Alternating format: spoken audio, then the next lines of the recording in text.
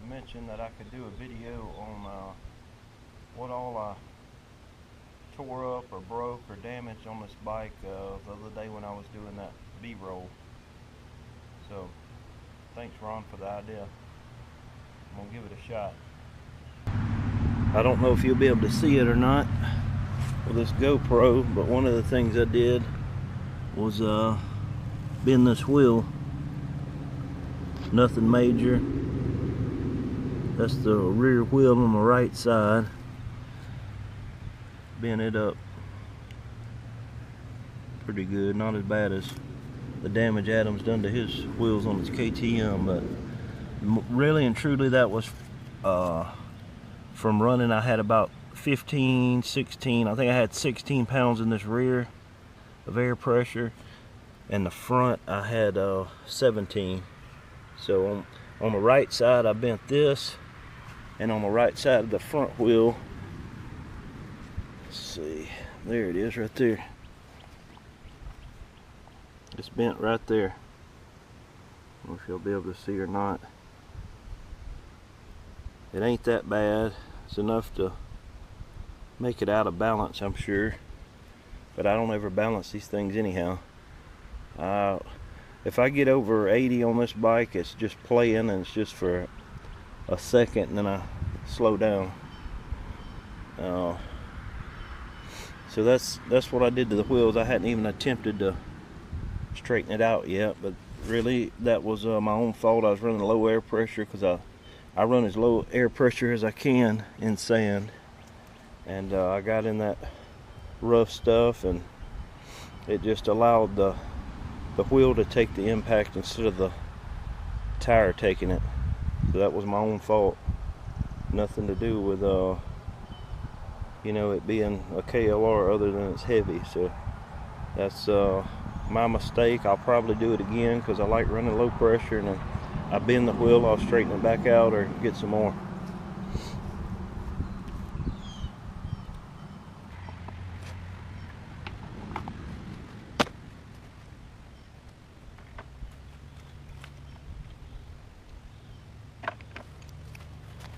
I'm going to lift up the tank where you can see the bolts. I sure don't want to have to pull it all the way loose because them rubber grommets in the front of the tank can be a pain. See if you can see that there.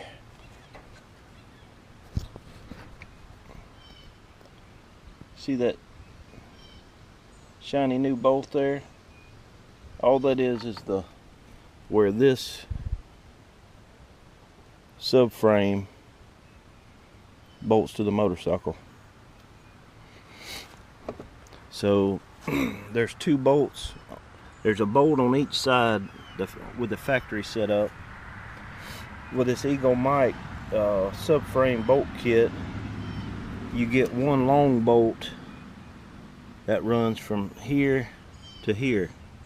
You just got to drill it out and run that bolt through there, put some Loctite on it, and it's a lot more secure. Really and truly, if I would have stayed on top of keeping the subframe tight, I probably wouldn't have broken those bolts. I may have, because they're not stock bolts. This bike came from Honolulu, and the guy that had it tore this whole bike down to the frame, had the frame powder coated, and he replaced all the hardware with these type, I don't know if it's I think it's stainless bolts. I can't read what that says. TME something. I think it's stainless bolts, and so they might not have been as tough as the factory ones, but I know the factory ones will vibrate loose just from the vibration of the engine.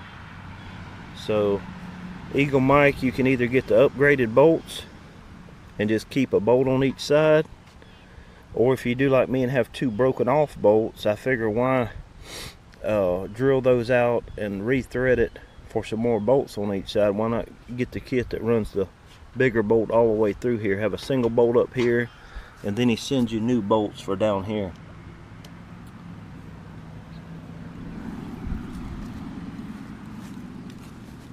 And that one. So that's all I can think of that I broke that day. And that was enough, because when I bent those wheels I almost hit the ground. I have had another issue. I think it was actually, yeah, it was before that. My rear brake quit working, or it started sticking. You can see the rotor looks pretty bad.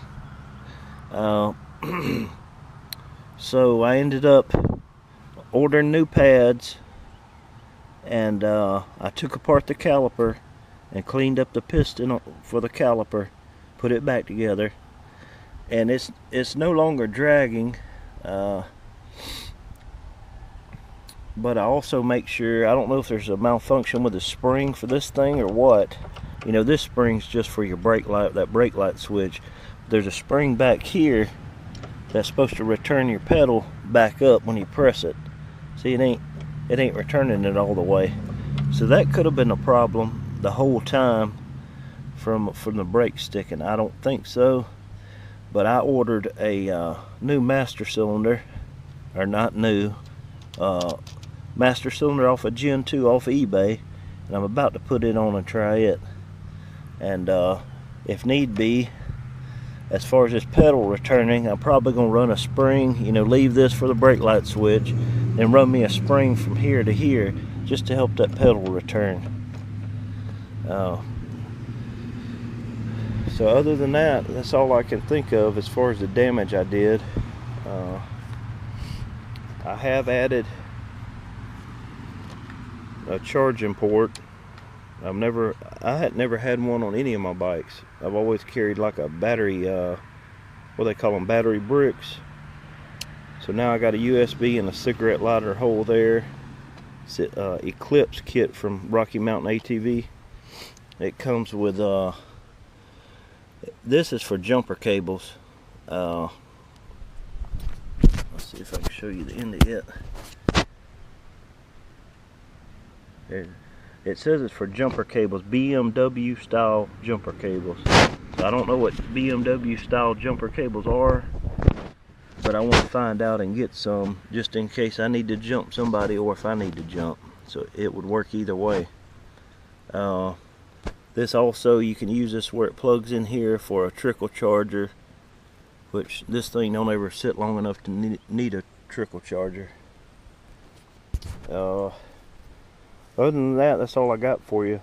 I appreciate you watching. Hopefully you enjoy the video. If you don't, I'm not really going to apologize. It's a free video to watch. But I hope you enjoyed. If you're a KLR guy, especially a Gen 1, but this subframe stuff applies to either one. You know, keep an eye on your bolts. Also, while I was there, I noticed some my engine mount bolts had vibrated loose, so got to really keep an eye on it. Thanks to I'm wearing my, let's see if I can get the camera on there, my Dirt Biking with Donnie and Chase t-shirt. Thanks for watching. Like the video and subscribe if you hadn't subscribed. And if you got any more ideas for videos in the comments, let me know. I appreciate it.